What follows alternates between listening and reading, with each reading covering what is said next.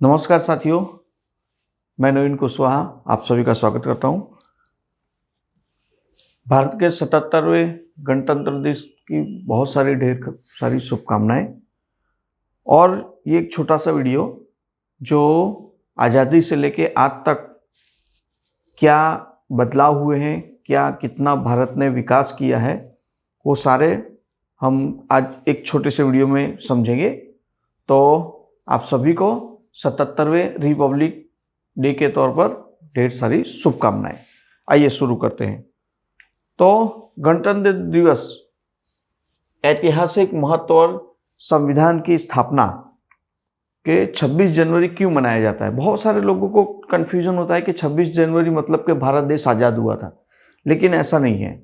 उस दिन हमारा संविधान की स्थापना हुई थी। तो उसके ऊपर से थोड़ा सा एक बेसिक दूंगा आपको, कुछ ज़्यादा जानकारी देने लायक नहीं है, जो है वो आज के पॉइंट ऑफ व्यू से दिया जाएगा। संविधान का जन्म तो 26 जनवरी 1950 को भारत का संविधान देश में लागू हुआ था, और जो बन के तैयार हुआ था 24 नवंबर 1949 को। ठीक है, जिसको बनाने में, ये संविधान को बनाने में 2 साल 11 महीने 18 दिन लगे थे। और उस टाइम में जब संविधान बन के तैयार हुआ था तो उसमें 395 आर्टिकल थे, अनुच्छेद थे, 8 अनुसूचियां थी और 22 भागों में ये बटा हुआ था, जो आज ये करीब 450 के ऊपर हो गया है। फिर बाद में 8 की जगह 12 अनुसूची हो गई है और 25 भागों में बटा हुआ है। ये आज के समय की बात कर रहे हैं। ठीक है, संप्रभु, सामाजिक, धर्मनिरपेक्ष, लोकतांत्रिक गणराज्य के तौर पर संविधान को देखा जाता है। ठीक है, ये एक छोटी सी जानकारी संविधान के लिए। अब पूर्ण स्वराज का संकल्प, पूर्ण स्वराज का जब संकल्प हुआ था 1930 में, इसी दिन लाहौर में पंडित जवाहरलाल नेहरू ने पूर्ण स्वराज का ध्वज फहराया था। 26 जनवरी संविधान लागू करने के लिए चुना गया था, 26 जनवरी। ठीक है, इसलिए हम 26 जनवरी को इतना महत्व दिया जा रहा है। ठीक है, 15 अगस्त तो हम आज़ादी हुई थी, भारत पाकिस्तान अलग हुआ, आज़ाद हुए, वो सबको पता है। तो 26 जनवरी क्यों मनाया जाता है, बहुत सारे ऐसे आज के दिन देखने को मिलेगा, तो समझ में आ जाएगा।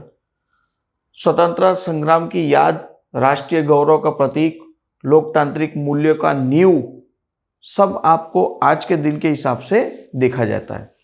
अब मैं आपको थोड़ा सा हिस्ट्री में ले जा रहा हूं कि 26 जनवरी 1950 से लेके 2026 तक में जो 77 वर्ष हो गए हैं, उसमें क्या बदलाव हुआ है और किस चरणों से हम थोड़ा थोड़ा करके हम आगे बढ़े हैं।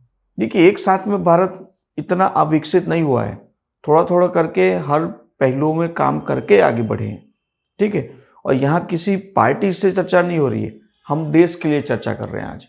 ठीक है, 1950 से लेके हम 2026 आज के दिन तक का चर्चा कर, 26 जनवरी तक की चर्चा करें कि नए गणतंत्र की स्थापना हुई और साथ में हमने शुरुआत कर दी पंचवर्षीय योजनाओं की।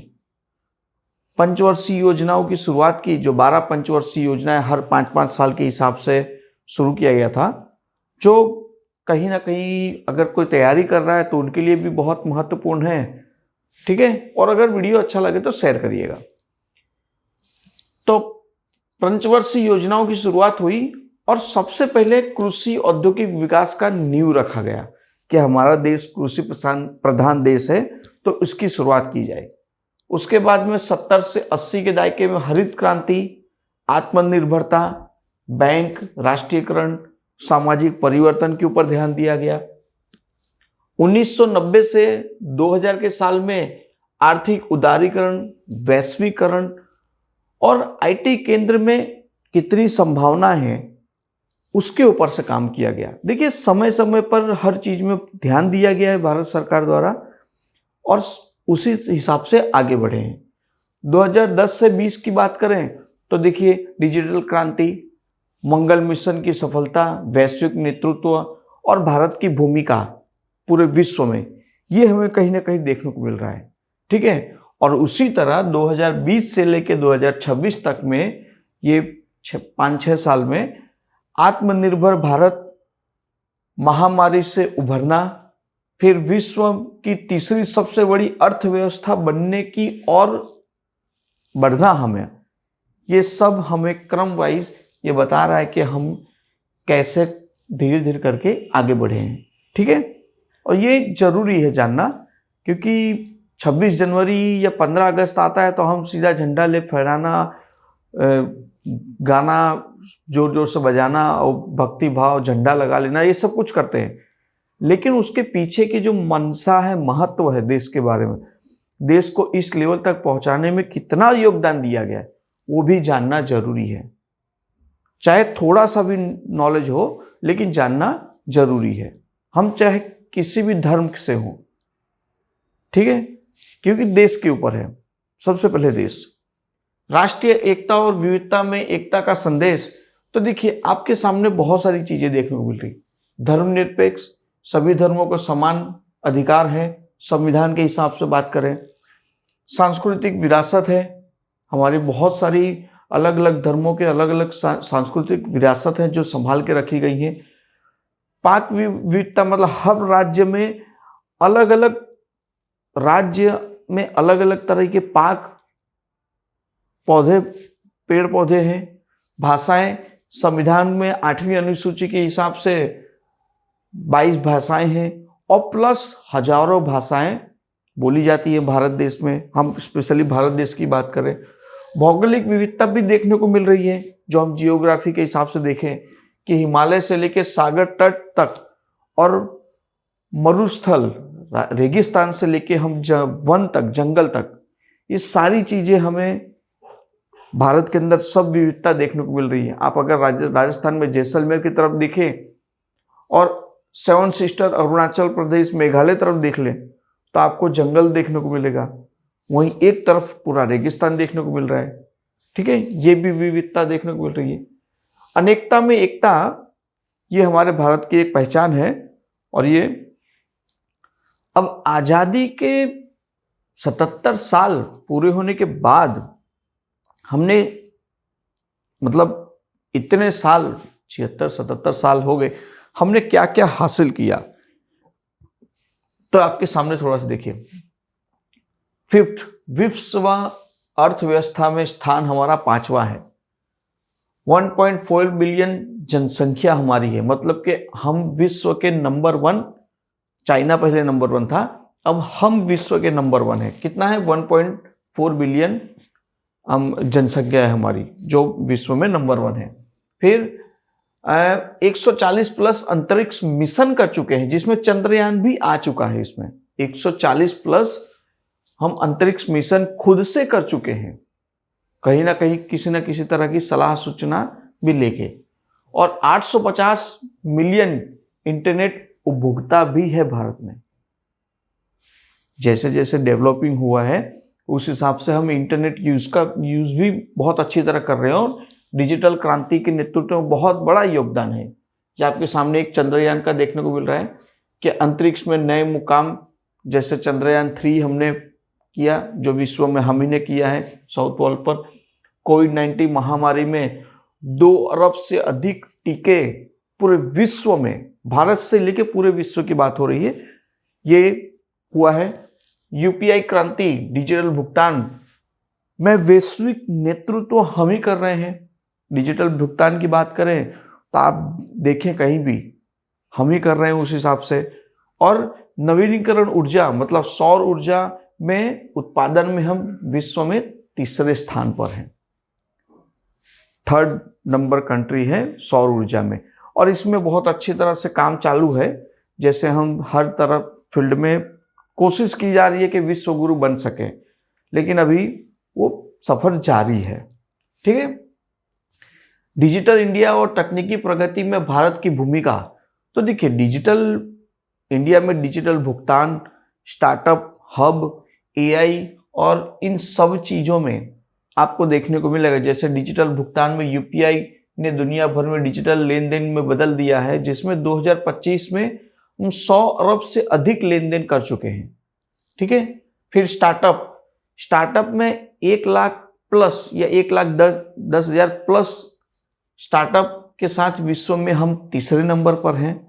और उसी तरह आर्टिफिशियल इंटेलिजेंस में निवेश कह सको या कुछ अग्रिम भूमिकाएं या कुछ नया हम कर सकते हैं। तो देखिए ग्रामीण क्षेत्र में इंटरनेट कितना परसेंटेज पहुंचा है, हम 2026 तक की बात करेंगे। ठीक है, 75%। आधार कार्ड द्वारा जनसंख्या, वयस्क जनसंख्या की बात करें 80%, क्योंकि कुछ हैं जिनको अभी नहीं हुआ अपडेट। डिजिटल साक्षरता वृद्धि 45% है, ये थोड़ा कम है, ये भी अब धीरे धीरे बढ़ता जा रहा है, क्योंकि डिजिटल शिक्षण आज के दौर पर बढ़ने की वजह है, लेकिन तब भी सभी लोग ने 100% अपनाया नहीं है, इस वजह से थोड़ा स्लो चल रहा है। नेक्स्ट देखते हैं कि युवाओं की शक्ति और राष्ट्र निर्माण में योगदान। तो भारत की जितनी जनसंख्या है, उस भारत की जनसंख्या में 75% जनसंख्या करीब करीब 35 साल से कम की उम्र की है। 100% में से जिस देश में इतनी बड़ी जनसंख्या युवाओं की हो तो युवाओं का देश कहा जाता है। एग्जाम्पल दे दें, अगर मैं जापान की बात करूं तो जापान को वृद्धों का देश कहा जाता है, क्योंकि जापान में आज सीनियर सिटीजन ज़्यादा हैं, तो युवाओं का देश नहीं कहेंगे। लेकिन इंडिया अभी के समय में युवाओं का देश है, जो आगे चल के यही युवा बुढ़े हो जाएंगे तो बुढ़ों का देश कहा जाएगा। ठीक है, तो युवा है। अब यह युवा शक्ति देश के विकास में सबसे बड़ा योगदान दे रही है, और संसाधन भी मान सकते हैं। विज्ञान, तकनीक, नवाचार, अग्रिम, ये सब में सामाजिक परिवर्तन से लेकर हर चीज में युवा बढ़ चढ़ के हिस्सा भी ले रहा है। ठीक है, तो शिक्षा के क्षेत्र में, उद्यमी के क्षेत्र में, या सामाजिक जिम्मेदारियां समझो, पॉलिटिक्स में से लेके हर तरह में युवा आपको देखने को मिल रहा है। किसी भी इलेक्शन में देख लीजिए, कोई ना कोई 21 साल, 22 साल, 25 साल का भी युवा अब पॉलिटिक्स में जुड़ रहा है, सांसद बन रहा है या एमएलए बन रहे हैं। आईएएस आईपीएस लेवल पर देखें तो 21 से 25 साल के बच्चे भी बहुत सारे ऐसे हैं जो बनते जा रहे हैं नए। ठीक है, ठीक है, आगे देखते हैं पर्यावरण संरक्षण और सतत विकास लक्ष्य। आजादी से लेके अभी तक में हमने पर्यावरण में कितना डेवलपिंग किया है, हो रहा है, लेकिन इतना भी नहीं कहेंगे कि बहुत फास्ट हो रहा है, धीरे धीरे हो रहा है। लेकिन नवीनीकरण ऊर्जा के निवेश में तो 180 GW नवीनीकरण ऊर्जा क्षमता, मतलब 2030 तक में 500 गीगावाट का लक्ष्य हमने रखा है बिजली में। अब वो हर तरह की बिजली की बात हो रही है, सोलर भी होगा, पवन चक्की भी होगी, और जिस तरह भी बिजली पैदा कर रहे हैं, मतलब आत्मनिर्भर होना है। उस वजह से वन आरक्षण में वृद्धि, तो पूरे देश की बात करें तो 24.62 भूमि क्षेत्र वन और वृक्ष आवरण, मतलब लगभग इतना विस्तार अभी है। अगर इसे नहीं बढ़ाया गया तो हम कहीं ना कहीं नुकसान होगा हमारा, लेकिन आज के समय तक में ये है और इसमें विकास हो रहा है। पेड़ पौधे जितने काटे जा रहे हैं उससे दुगने लगाने की भी कोशिश हो रही है, और ये अच्छा है। स्वच्छ भारत अभियान, ये जब से स्वच्छ भारत अभियान की शुरुआत हुई है तब से लोगों में अच्छी जागरूकता आई है। स्वच्छ भारत अभियान के बारे में बात करें, जो 110 करोड़ शौचालय का निर्माण किया गया है, स्वच्छता में क्रांति बदलाव हुई है। और स्वच्छता की वजह से क्या देखने को मिल रहा है, देखने को मिल रहा है कि कौन सा शहर स्वच्छता में श्रेणी दी जाती है उसे अवॉइड दिया जाता है। जैसे इंदौर नंबर 1 है, फिर बाद में सूरत भी नंबर 1 आया है, तो नंबर 1 में 2 श्रेणियाँ थी, 25 में, 26 में वो भी आएगा। फिर राज्य कौन सा नंबर 1 में है, छोटा बड़ा जो भी हो। तो स्वच्छता में भी धीरे धीरे कदम हम बढ़ा रहे हैं, लेकिन केवल सरकार के हाथ में नहीं है, आम जनता के भी हाथ में है कि कुछ ना कुछ इसमें योगदान करें। फिर इलेक्ट्रिक वाहनों को बढ़ावा, तो 2030 तक में भारत सरकार ने रखा है कि 2030 तक में हम 30% प्रदूषण मुक्त, हम मतलब 30% वाहन जितने हैं, गाड़ियां, वो कुछ भी हो, ट्रक से लेके, ट्रेन से लेके, या फिर छोटी छोटी गाड़ियां हो, 30% का लक्ष्य रखा है। अब वो 30% से प्लस भी हो सकता है, माइनस भी हो, लेकिन 2030, क्योंकि फ्यूचर में कौन सा लक्ष्य कितने परसेंट का किस साल तक रखा है, वो सवाल पूछा जाता है। अगर आप कॉम्पिटिटिव एग्जाम की तैयारी कर रहे हैं तो इसमें से बहुत सारे परसेंटेज आपको आएंगे, जैसे ये लक्ष्य रखा है, ये लक्ष्य रखे हैं। जल संरक्षण परियोजना, जल जीवन मिशन में हर घर स्वच्छ पेयजल पहुंचाने का प्रयास किया जा रहा है।